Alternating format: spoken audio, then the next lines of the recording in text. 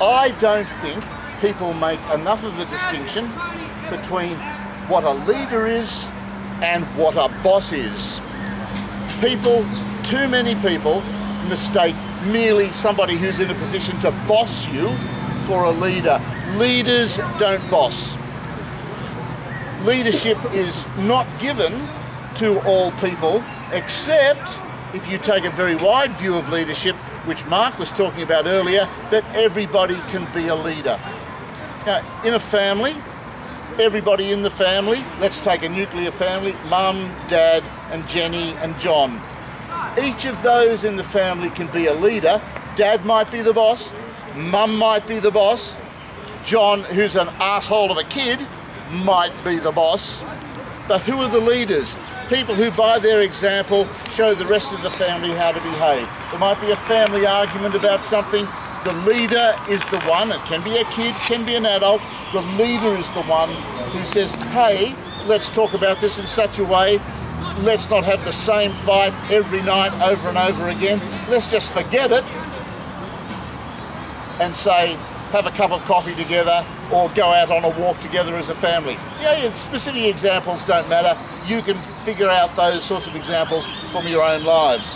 I think, just to enlarge the leadership angle, I think that what is wrong with this country at the moment is we have no leaders in the Houses of Parliament. We have politicians who have great power to vote and make decisions. We have our Prime Minister, who is not a leader at all, but is a big boss. All this stuff about captain's pick. Yeah, I'm the captain, this is what we're going to do. That's not leadership.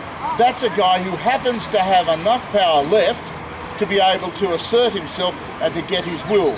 One of the ways he does that is by getting his followers, his minions, in our case it's the people in the Liberal Party, who are too scared to say to him, Tony Abbott, you are not leading us, you are bossing us. We want somebody else, if we can find somebody, to be a leader, or we can all exhibit leadership characteristics.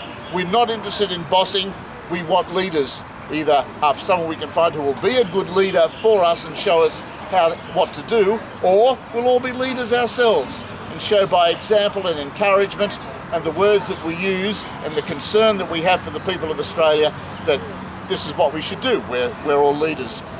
And I think I've actually given this some thought, and by that I don't mean sitting in the train going to sleep coming into the city this afternoon. I've just a feeling that's been growing on me for quite some time that the distinction between bosses and leadership is something that most people don't make.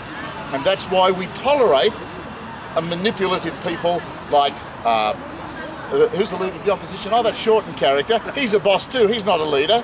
Abbott is a boss, not a leader.